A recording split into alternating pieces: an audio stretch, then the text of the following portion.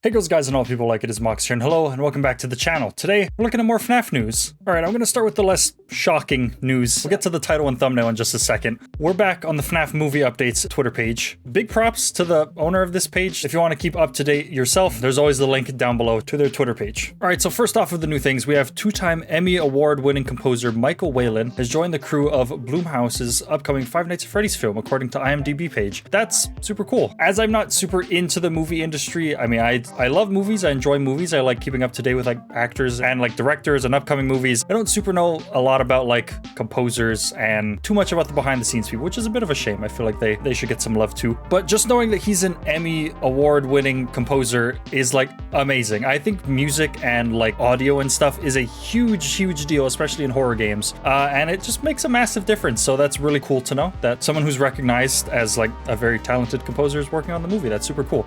They've worked on Cargo, Veronica Decides to Die, The Oprah Winfrey Show, and Good Morning America. I know the last two of those things. I don't know what the first two of those things are, but I've also not ever watched The Oprah Winfrey Show or Good Morning America. But that is besides the point. Award-winning composer, very cool. Another thing, Kat Connor Sterling has been cast in the FNAF movie, but I don't think they gave any indication as to who they're playing. She has been in many things that I have never watched before, and I'm so sorry for that. But that kind of makes sense. Even if this movie were to get a big budget, I can't really see them using any major people that we know about in movies today, and I feel like they might not fit super well. So I'm happy to see faces that I've never seen before in a movie like this. Next up, one of the kids, Lucas Grant, he's flying back to New Orleans for filming, which is super cool. There's also been a bit of a behind-the-scenes leak. The stunt double for Abby seemed to have filmed some behind-the-scenes stuff, which is pretty cool. I got a comment in my last video saying that Abby is going to be filling in for Elizabeth, which I think wouldn't surprise me in the slightest, but also is kind of confusing because I don't see why you need to really change their name, but I guess it doesn't super matter. But that's also not confirmed, so we're going to have to wait and see.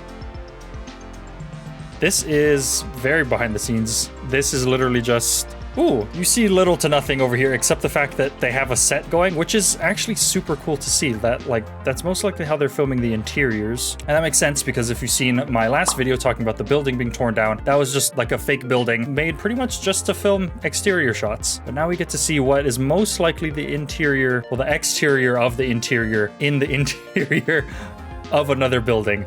Wow, Jesus, that is like weird to think about. That's super cool though. I love seeing that behind the scenes stuff. Also, a bunch of YouTubers, God, I wanted to cover that as well. A bunch of YouTubers got to go on the set, and that's so cool. That is amazing that Scott like invited them over to like check out the set and everything, and that's awesome. That's super cool. I love to see that type of engagement with the community. And here we have another leak of the thing. Oh, it's pretty much the same video, but more high quality. The post has the whole like hide and show sensitive content warning, but like I can't see anything that's really a big spoiler. Like, is that sticker or something? I don't know. I can't really tell. Again, you still see little to nothing in this picture. At least nothing that I can see. If you guys can see anything, please let me know in the comments below. But again, it's just really cool to see the behind the scenes stuff. All right, in this video, Abby's stunt double is just, I guess, just showing off their like trailer or where the acting people go in between sets and stuff.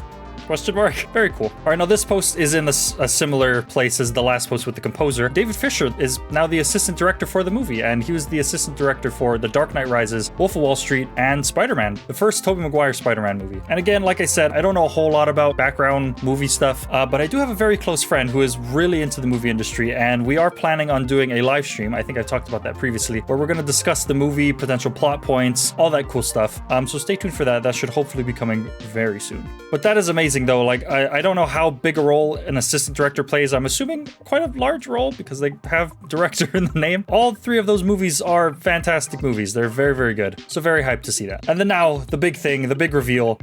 We have a casting for Freddy's security guard. He's being played by this dude, Ryan Raynick. Question mark? I'm so sorry if I said that name wrong, but that might be extremely confusing because they've already cast Mike, who I think a lot of people assumed is going to be playing the security guard role at some point at least, because that's kind of how it goes in the games, and that would make the most sense. And Mike seems to be the main character, blah, blah, blah, all that stuff. My assumption is that he's playing like a previous security guard, like in some kind of flashback. They're going to show like, oh yeah, the last security guard, he doesn't work here anymore, or maybe it'll be a flashback to a security guard that had died, or maybe we see him in like a newspaper clipping saying previous security guard missing, or maybe when Mike shows up to apply for the job, if that's what's going to end up happening, like I talked about in that last video where I talked about the timeline. Maybe Mike will show up to apply and this dude will be walking out like, I'm done. I did one night. I'm out. I'm out of here. It's weird around here. I don't like it. I think that would make a lot of sense. And I don't like, what has this dude been in? Has he been in stuff? He has also been in movies that I have not seen. So a lesser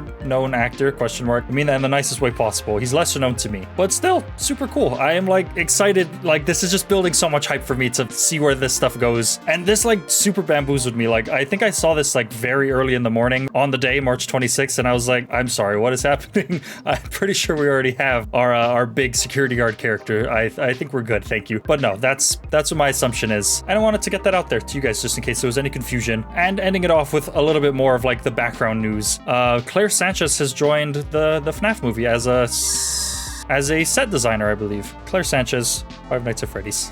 And according to the post, Claire has worked on both Maze Runner and the Fantastic Four. I am curious as to which Fantastic Four, because one of them awful and one of them atrocious. Trying to like think back on all the movies, the sets of those movies seemed good. Maze Runner, super good. I think I only saw one of the Maze Runner movies, but I remember the like environment being very well made. So very cool, super cool to see that. And lastly, another composer, Jason Graves, a BAFTA winning composer. Don't know what that is. The British Academy Film Awards. Very cool. That seems like pretty high praise to me. So that's like, again, super cool. Music is a huge deal. So the more award winning, like super talented composers and stuff, the better. But that's going to be just about it for the FNAF news. I super loved working on that last video we did. It seems to be getting a lot of love by you guys, and I can't thank you guys enough for that. We are at 17,000 subscribers, which is insane. We just hit 15 like a couple videos ago. So it's crazy to me to be growing this fast. And I just want to say thank you again. Super, super cool. We're making big moves. We being you guys and all the